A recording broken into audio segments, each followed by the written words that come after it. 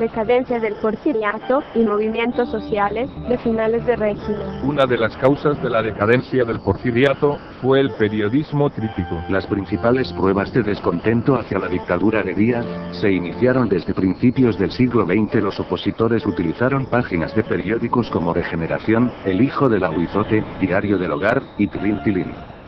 Entre los destacados articulistas destacaron Filomeno Mata, Antonio Díaz Soto y Gama, Antonio I Villarreal, Camilo Arriaga, Luis Cabrera y los hermanos Ricardo, Enrique y Jesús Flores Magón, quienes en 1900 formaron el Club Liberal Ponciano Arriaga, desde el cual demandaron reformas sociales en favor del propietario e intentaron unir a la oposición democrática.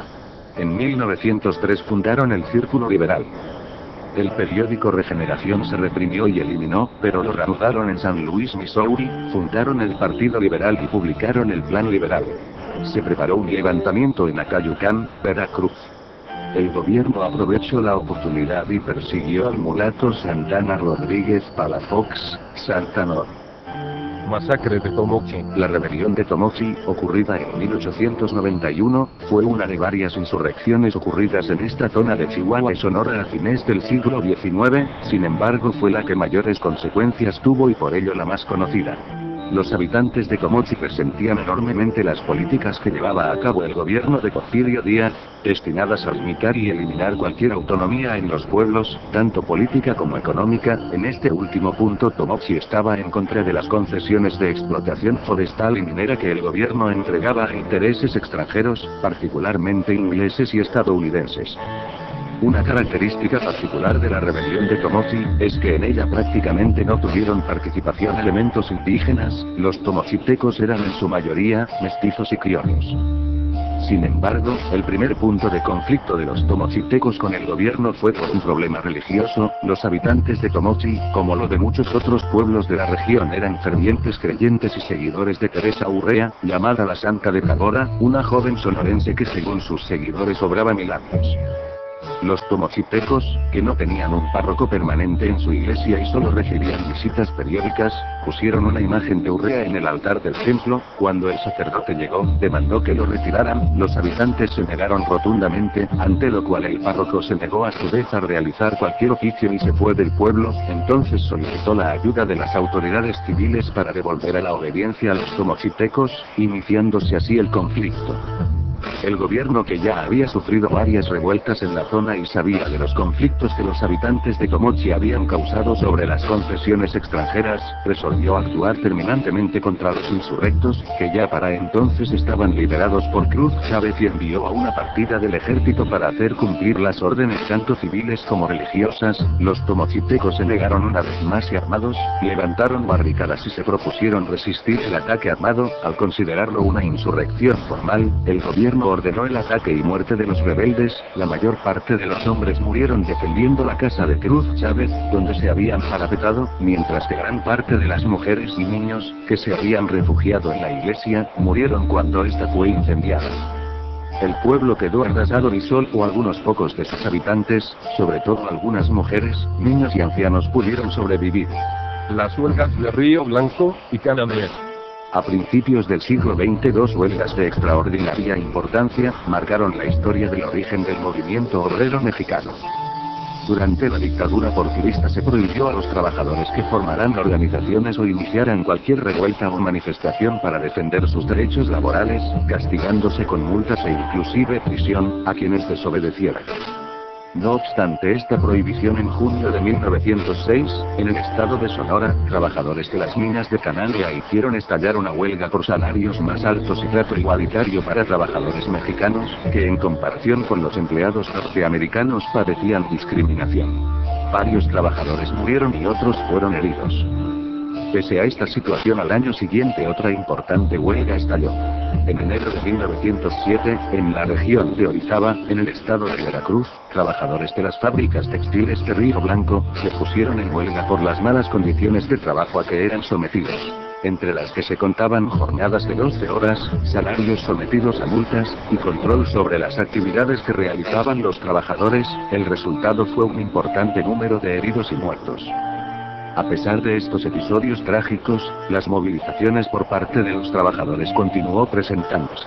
La defensa y lucha por sus derechos laborales básicos no dejó de darse, por mucho tiempo. La huelga ferrocarrilera. La Gran Liga de Trabajadores Ferrocarrileros con 10.000 miembros. El Sindicato de Mecánicos, con 500 miembros. El Sindicato de Caldereros, con 800.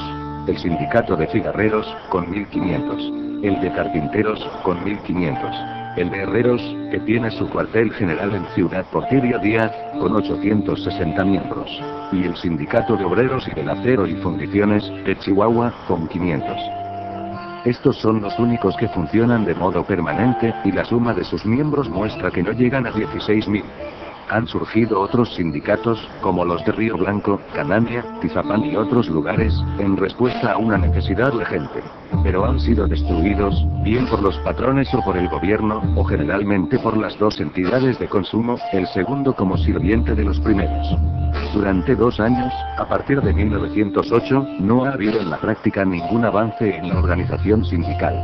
Por el contrario, durante algún tiempo el sindicato más grande, el de trabajadores ferrocarrileros, casi dejó de existir después de haber sido vencido en una huelga, aunque recientemente ha revivido hasta recuperar casi su antigua fuerza. Los sindicatos mencionados están formados de manera exclusiva por mexicanos. La única rama de la organización norteamericana que se extiende hasta México es la de los obreros ferrocarrileros, que excluye como miembros a los mexicanos. Por eso, la Gran Liga es un sindicato puramente mexicano. Los caldereros perciben un salario mínimo de 55 centavos por hora. Los carpinteros, organizados solo en la Ciudad de México sin tener aún escala de salarios, ganan de 1.50 a 3.50. Los cigarreros de 3.50 a 4.00, los herreros, 45 centavos por hora, y los trabajadores del acero y de las fundiciones, 50 centavos por hora. Han ocurrido varias huelgas de estos obreros. En 1905, los cigarreros impusieron sus propias condiciones.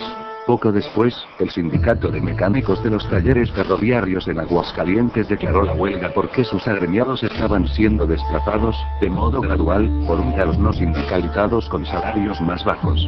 Los huelguistas no solo ganaron el punto por el que luchaban, sino que además consiguieron un alza de 5 centavos diarios en sus salarios.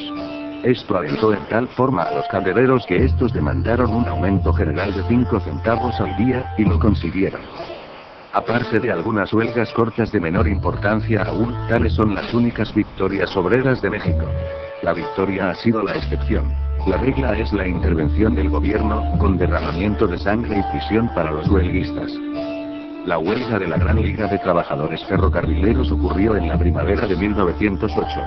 La liga está compuesta principalmente por garroteros que percibían 75 al mes, y mecánicos de los talleres que ganaban 50 centavos por hora.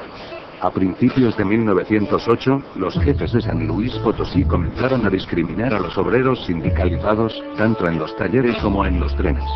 El sindicato protestó ante el gerente general Clark, y este prometió solucionar el problema en un lapso de 2 meses. Al terminarse este plazo nada se había hecho. Entonces, el sindicato fijó al gerente un nuevo término de 24 horas para actuar. Pero tampoco hubo nada efectivo. En consecuencia, los 3.000 agremiados de la línea se declararon en huelga. Esta paralizó todo el sistema del Ferrocarril Nacional Mexicano, que cuenta con cerca de 1,500 kilómetros de vías desde Laredo, Texas, hasta la Ciudad de México. Durante 6 días, el tráfico estuvo suspendido. Parecía asegurado el reconocimiento del sindicato, el primer requisito necesario para lograr la paz con éxito en cualquier lucha conducida según las normas sindicales. La gran compañía parecía vencida. Pero, los huelguistas no habían contado con el gobierno. Tan pronto como el gerente Clark advirtió que estaba vencido en el campo económico, llamó en su ayuda al poder policíaco de día. El gobernador del estado de San Luis Potosí se comunicó con Vera, el dirigente de la Gran Liga, y le informó que si los obreros no volvían al trabajo inmediatamente, serían detenidos y encarcelados por conspirar contra el gobierno. Mostró un telegrama del presidente Díaz, que en términos significativos le recordó a Vera la matanza de Río Blanco, ocurrida apenas hacía un año. Vera se trasladó rápidamente a México, donde se entrevistó con el vicepresidente Corral y trató de conseguir una audiencia con Díaz. Corral confirmó las amenazas del gobernador de San Luis Potosí y Vera aseguró que los huelguistas mantenían perfecto orden. Rogó que fueran tratados con justicia. Todo fue inútil. Vera sabía que el gobierno no estaba amenazando por formulismos, pues en esas cuestiones el gobierno de México no amenaza inútilmente. Después de una conferencia con la junta directiva del sindicato, la huelga fue levantada y los ferrocarrileros volvieron al trabajo.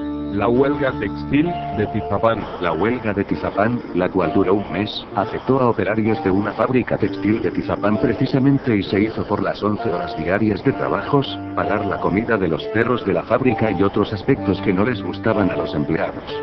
Pero a fin de cuentas se dirigieron a Díaz y como no recibieron respuesta de él, la huelga se perdió y la fábrica se reabrió.